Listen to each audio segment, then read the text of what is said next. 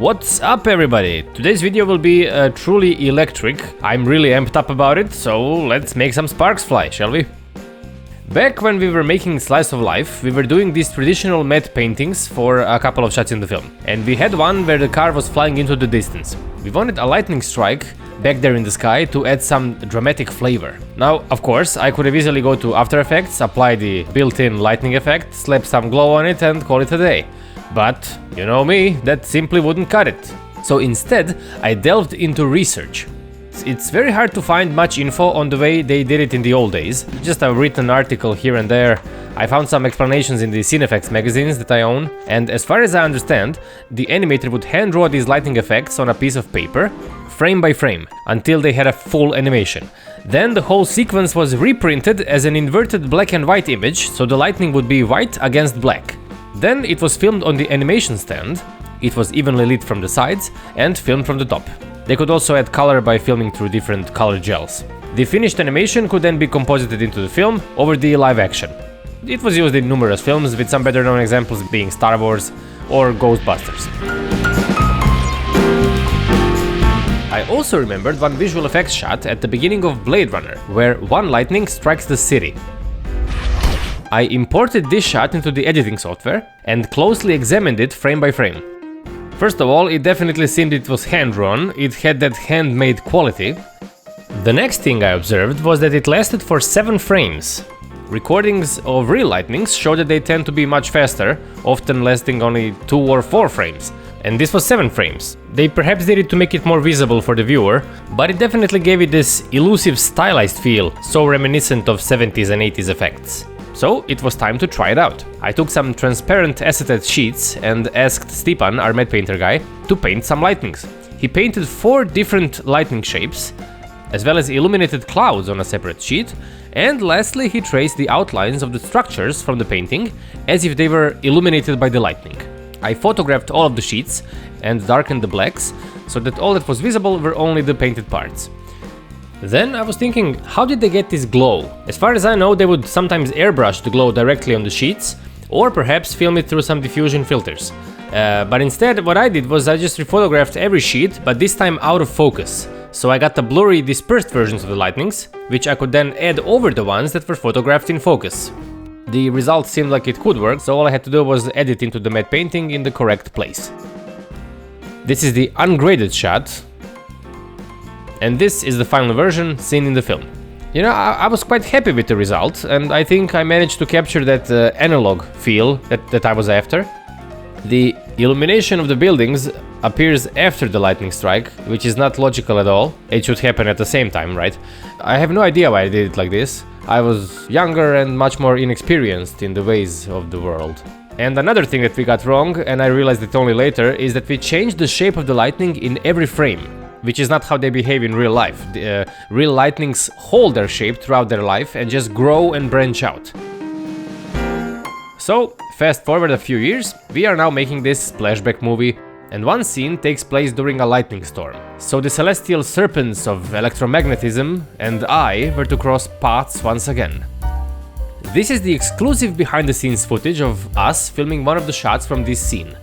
It's a low-angle shot of the mobile launcher gantry in the rain. We achieved the lightning effects on the gantry by flashing the light in random intervals, and in camera it looked like this. The passive light was there, and all we needed was the source, the lightning. So I was thinking about the way to do them this time, and I remembered another animation technique called underlighting or backlighting. In this technique, the artwork was prepared in the way that the transparent acetate sheets are covered with black paint, and only the parts that need to glow were left transparent. This time it wasn't lit from above, but from below. The light would shine through the transparent parts and create natural glow and light spill around the transparent element. One of the most famous examples of this technique is the movie Tron, where it was used extensively, and you can see how these glows look very natural here. By the way, this is an Oxbury animation stand, which they used in those times. It's a, hefty piece of machinery. And as a comparison, this is what I had. This is my setup. I just used a picture frame, and I taped this diffusion foil on the back and blue gel just to tint it. And of course the light is shining from the back side. So from the front, it's evenly illuminated. I designed some lightnings in Illustrator and I cut them out on my laser cutter. And so this is the positive. This is something I don't need actually. What I need is this, the negatives, right? These are just holes on black paper. And I have a couple of designs here. And then I can just place my cutout paper here and cover all the parts that I don't need. So this is one evenly illuminated lightning. And in the dark it looks pretty cool. Through the camera it definitely looked promising. It looked like a bright burning lightning and the natural glow radiating from the core was very noticeable. So I filmed a few of them and composited them into the shot. And I realized it looks pretty stupid. I mean, it looks great for a 1940s Frankenstein movie, but we needed it to look a bit more refined. Basically, I made the same mistake again. Every frame was a completely different lightning, which doesn't look realistic. So I had to fix it, you know, and after some more thinking, I got an idea. Alright, so I think I cracked it. What I did in the end, I did some other experiments in the meantime, but this is what I settled on because it works the best so far. I cut out a new lightning and I cut another one exactly the same. And look what I did.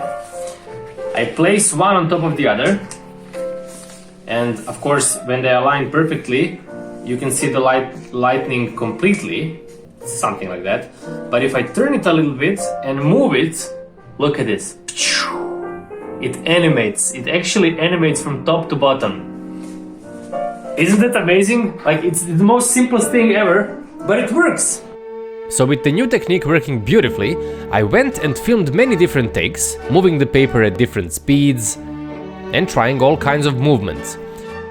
Because the main factor here is just pure chance. You need to do this for, you know, a few minutes and you'll get a few good seconds out of it. So I selected one of the takes and comped it into the shot, and this is what I got. This is without color correction again, and in the end the film will be in black and white, so this is the final result. Now, of course, it's not photorealistic. That wasn't the intention, you know. We wanted to get the old movie feel, and I think this captures it really well. But that wasn't all. I also tried some other techniques as well. One thing that you can do that's really cool is to shoot stuff like this through something, right? For example, you can use a stocking, nylon stocking, and you can stretch it over the lens of the camera, and it distorts and breaks light. I also shot through plexiglass. If it's scratched or dirty, it gives you very cool textures. And something that worked the best probably, I took a piece of glass, it's like a glass dish, and I smeared some first water, and then I tried also with the soap, you know, and I just placed it in front of the lens and moved it slightly, you know, up and down, left and right, and it broke the lightning in extremely interesting patterns. So it's very good to experiment, you know, try to do whatever you can think of, because you can get surprising results. And these tricks were raising this on a whole other level. I mean, look how organic this looks. There's no way you could do this in After Effects, you know, with built-in effects. Lastly, I tried one more idea. I spray painted one acetate sheet black and just hand scratched a lightning into it the way it would appear in real life, you know, from top to bottom. When animated, this is what it looked like. It looked a bit silly again, you know, great for that Frankenstein movie. But I used these crappy ones in the backgrounds mostly, and they worked fine. But all in all, this underlighting technique worked like a charm. It would be nice to return to this again for some other future project. We'll see. Alright, thanks for watching, and... oh, by the way, do you want to hear a joke about lightnings? You know, actually, maybe not. The end is just too shocking.